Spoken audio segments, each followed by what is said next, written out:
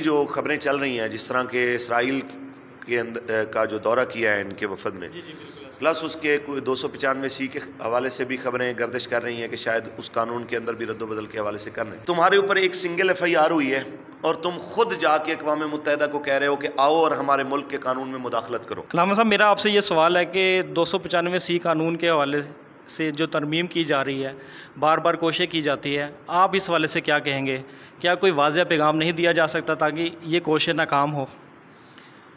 دیکھیں جی، 295 جو ہے یہ تمام دین دشمن قوتوں کی آنکھوں میں کھٹکنے والا قانون ہے۔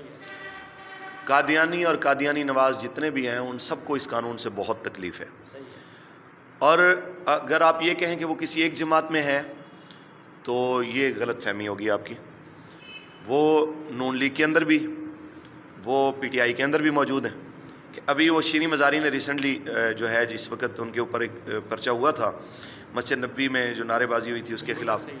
تو اس نے خط لکھا اقوام متحدہ کو کہ جناب یہ جو قانون ہے بلاسفمی کا، تو اس قانون کے اندر جو ہے نا تبدیلی کی جائے یا جو بھی ہے اس کا مس یوز ہو رہا ہے۔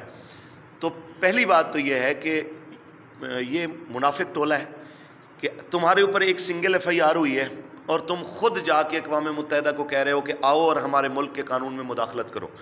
تم تو ملک کی خودداری کی بات کرتے ہو، کہ خود مختاری کی بات کرتے ہو کہ جناب ہمارے ملک میں کسی قسم کی مداخلت نہیں ہونی چاہیے، تو آپ جا کے جب خود لوگوں کو دعوت دیں گے تو پھر اس سے بڑی کیا منافقت ہو سکتی ہے؟ پہلے وہ کہہ رہے ہیں امریکہ کی غلامی نامنظور، انہی کے پاس آپ انہی کے پاس جا رہے ہیں اور کہہ رہے ہیں کہ جناب اس قانون کا مس یوز ہو رہا ہے۔ اگر مس یوز کی آپ بات کریں تو پاکستان میں جتنا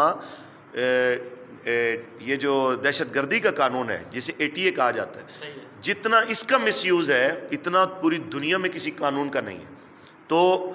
آپ نے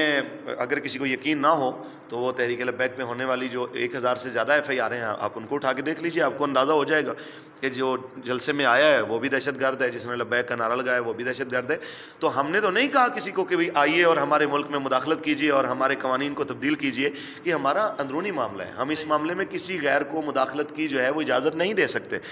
تو اس معاملے میں PTI بھی، اس معاملے میں نون لیگ بھی شامل ہے کہ آپ کو پتہ ہے کہ کچھ سال قبل جو ہے میاں نواز شریف نے یہ کہا تھا کہ قادیانی جو ہیں وہ ہمارے بھائی ہیں اور ہمارا اثاثہ ہیں۔ تو جن کو منکرین ختم نبوت اپنا اثاثہ نظر آئے تو ہم ان سے کیا اچھائی کی امید رکھ سکتے ہیں؟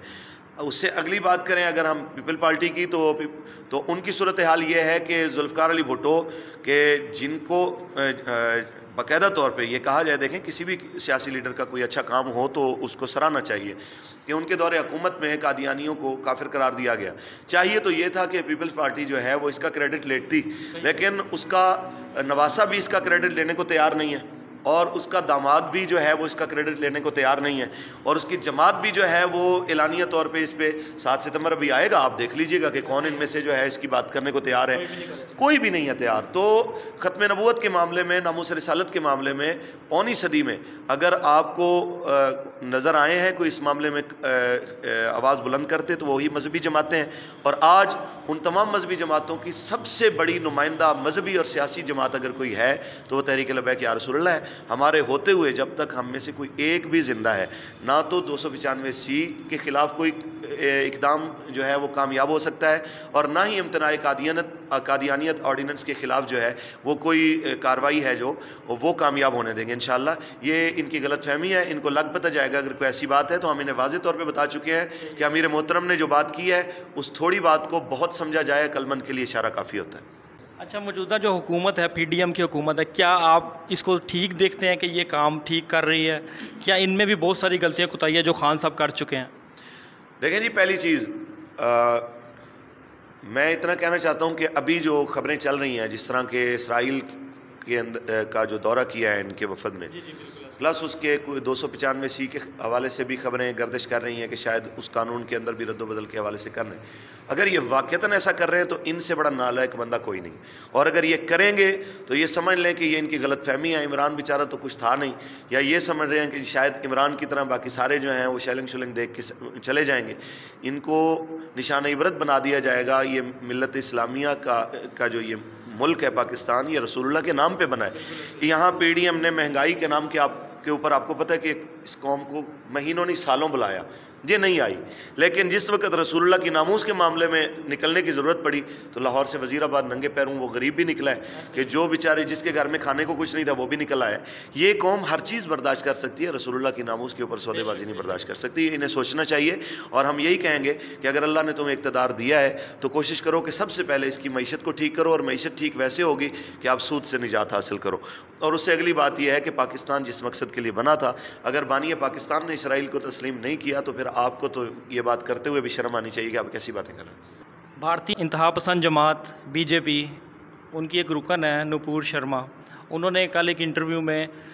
حضور صلی اللہ علیہ وسلم کی شان میں گستاخانہ جملے کہے ہیں. آپ اس حوالے سے کیا کہیں گے؟ کیا مسلم امہ کو یا مسلمانوں کے حکمرانوں کو اکٹھے ہو کے اس کا جواب نہیں دینا چاہیے؟ کیا وہ پھر اسی طرح چپ کر کے بیٹھ جائیں گے؟ جب گیرٹ ولڈن نے ہالینڈ کے حال ہی میں گستاخی کی تھی, اس کا کوئی جواب نہیں دیا گیا, اب یہ نپور شرما ہے, اب کوئی نہ کوئی اٹھ جاتا ہے. تو علامہ صاحب اس حوالے سے کوئی واضح پیغام جانا چاہیے, تمام مسلمانوں کی دل آزاری ہوئی ہے اس حوالے سے. دیکھیں جی, اس کا تو ایک ہی علاج ہے کہ جہاں پہ بھی یہ اگر اس طرح کی کوئی ناپاک جسارت ہوتی ہے تو اس کا ایک ہی علاج ہے, من سب نبی فقتلو, کہ اگر گستاخان رسول کا موقع پہ کلا کما ہوتا رہے گا تو کسی کی جرت نہیں ہوگی کہ دوبارہ اس طرح کا اقدام کرے. جس وقت ہمارے حکمران ذاتی معاملات میں جو ہے وہ ایکسائٹڈ ہو جاتے ہیں اور شدت پسند ہو جاتے ہیں, ایکسٹریمسٹ ہو جاتے ہیں, لیکن ناموس رسالت یا اسلام کے معاملے میں جب بات آتی ہے تو وہ انتہائی پلپلے ہو جاتے ہیں. جب تک ان کی یہ منافقت ختم نہیں ہوگی تو یہ سلسلہ چلتا رہے گا.